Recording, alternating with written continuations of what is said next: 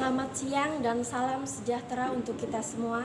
Yang terhormat Dewan Juri, yang terhormat Panitia Debat Bahasa Indonesia, dan yang saya kasihi teman-teman peserta lomba debat Bahasa Indonesia. Izinkanlah saya untuk memperkenalkan diri.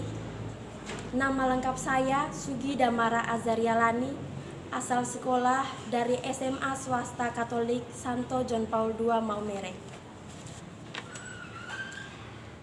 Saya dari tim pemerintah sangat-sangat menegaskan bahwa saya setuju dengan mosi bahwa negara maju dengan tingkat korupsi tinggi harus melaksanakan seleksi berdasarkan indeks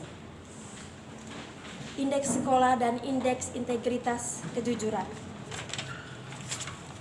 Negara maju dengan tingkat korupsi tinggi menerima mahasiswa berdasarkan indeks integritas sekolah dan indeks kejujuran siswa.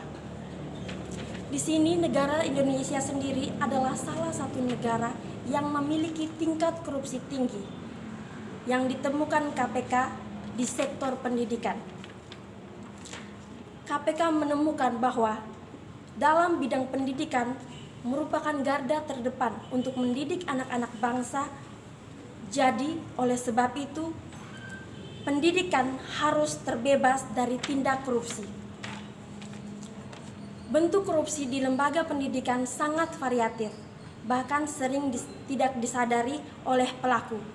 Misalnya pemberian hadiah orang tua kepada murid untuk mempermudah nilai anaknya, pembocoran soal atau kunci jawaban ujian, dan lobi-lobi dengan uang suap untuk mendapatkan jenis bantuan tertentu. Suap tersebut untuk mempermudah izin operasional sekolah baru dan untuk memperlancar akreditasi sekolah. Pelaku praktik korupsi ini sering mengadakan uang suap sebagai bahan dari servis. Berikutnya, kita lihat dalam peraturan pemerintah nomor 6 tahun 2020 disebutkan bahwa dalam aturan penerimaan mahasiswa baru dalam pasal 2 Permendikbud nomor 6 tahun 2020, salah satu topik yang dibahas di sana yaitu tentang prinsip penerimaan siswa baru. Prinsip yang pertama adalah adil. Di sini adil adalah tidak membeda-bedakan dalam penerimaan mahasiswa baru. Yang berikutnya yang kedua, akuntabel. Prinsip yang kedua dalam penerimaan mahasiswa baru adalah akuntabel. Akuntabel di sini yang dimaksudkan adalah sesuai dengan prosedur atau arahan dari pihak sekolah. Yang berikutnya, yang ketiga, fleksibel.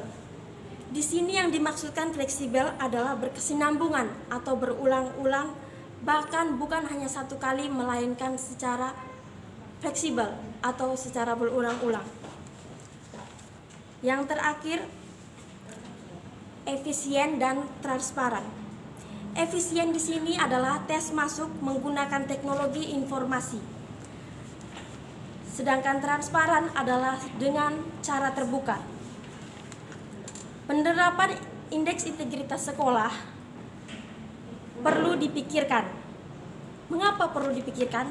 Sebab jangan sampai perjalanan belajar siswa yang jujur terganjar oleh indeks integritas sekolah yang rendah.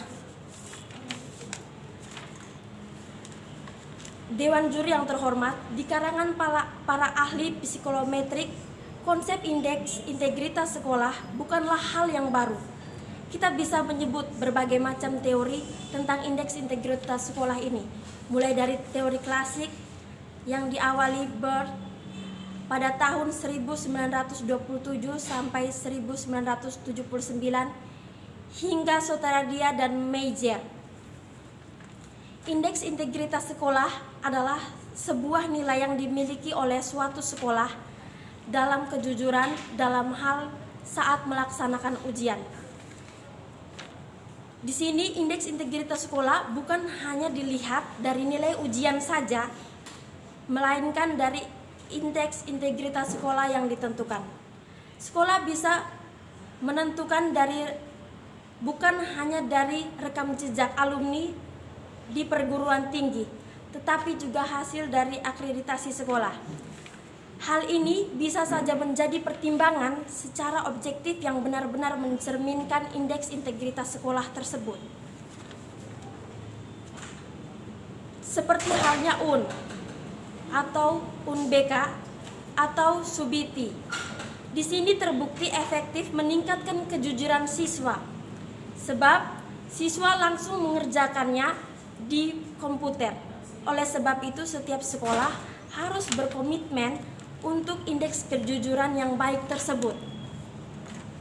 Menteri Pendidikan dan Kebudayaan Anies Baswedan menyatakan tahun ini sebanyak 44,3% sekolah berhasil mendapat indeks integritas UN atas 80%.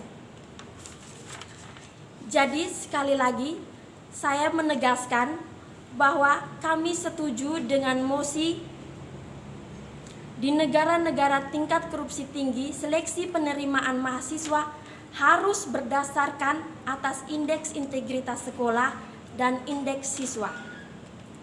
Sekian.